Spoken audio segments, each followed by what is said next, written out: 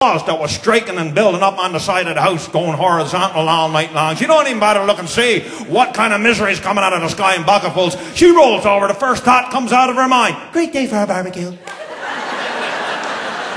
And he knows where you're going, eh? You knows where you're going. You're not going to fight it. You're going out to the barbecue. Right? And what are the women doing during the barbecue? I'll tell you what the women are doing. I'll tell you what my wife and her 7 sisters is doing while I'm doing the barbecue.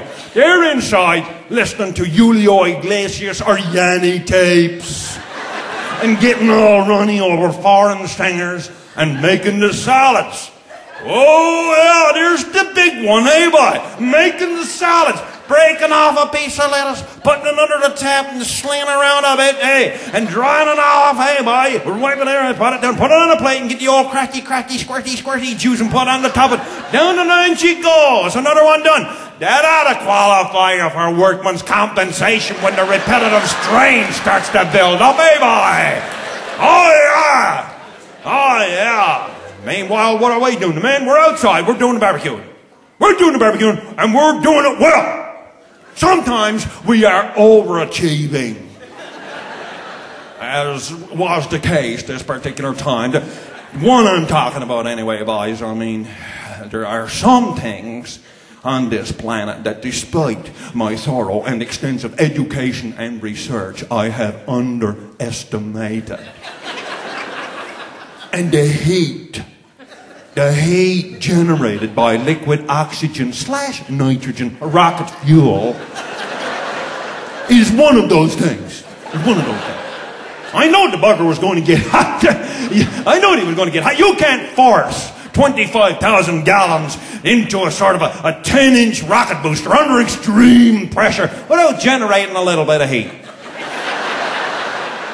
I just did not realize how hot it was going to get. The big unveiling came, eh? They was all there. The 17 siblings, they were standing around. You know.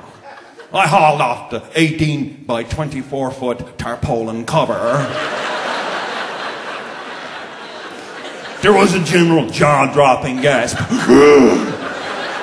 And a big chorus of, well done, like that, eh? By which I took to be consensus on how they wanted their steaks. Well done it is, I said, and I walked around and I opened up the fuel valve. And I went around to the front of the unit where I got a control knob on her. Control knob, pre-settings on the control knob. Cremate, crucify, and ORGs get clear of it. Yeah. I put her up in the middle range there for well done, you know. And then I hit the sparker, eh? Click! But nothing happened, eh? Click! Nothing happened, eh? Click, click, click! Nothing! Click, click, click, click, click, click. And the reason nothing was happening was written right on that sparker, made in Mississauga. Oh, the Lord sovereign, will Mississauga not leave me alone? I shut off the fuel valve and went inside to get a match. Now, I was only gone a little while. I noticed when I was going in that there was a vaporous cloud coming out over the unit and sort of permeating my garden at ground level and going beyond into the woods a bit. I never paid much attention to it, eh? Meanwhile, while I was gone, one of the brothers, the one who was into that alternate new religion there, the Church of Greater Tax Consequences, dubious tax breaks or something, one of those things. He was smoking a joint, eh? Part of his religion, eh? He got to be bombed all the time, you know. He was just finishing up, apparently, and he gives the butt a flick in the general direction of the unit. Let's just say he saw the light. Holy smoldering arseholes, boys, I'm going to tell you. Nagasaki had nothing on it. Hiroshima, here we come.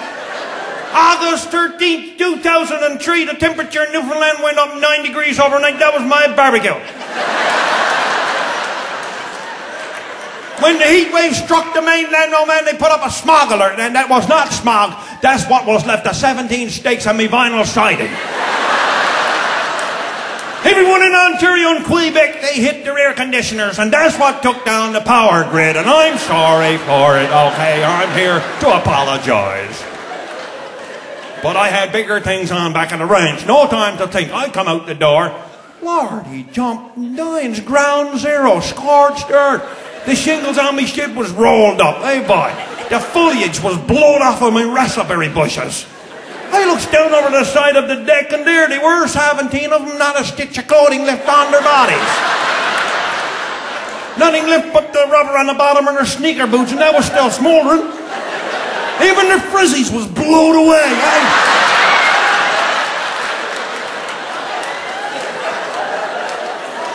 I did what I could. I offered them a beer. They never had a vocal cord left in them to accept it. They had a scotch to them or something. They all turned and left like he wasn't coming back. There was an X-ray of every one of them left on the side of my house.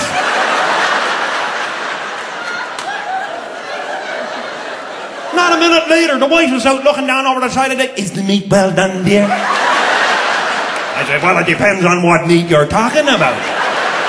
I said, your crowd went home. I said, but the investment just paid off.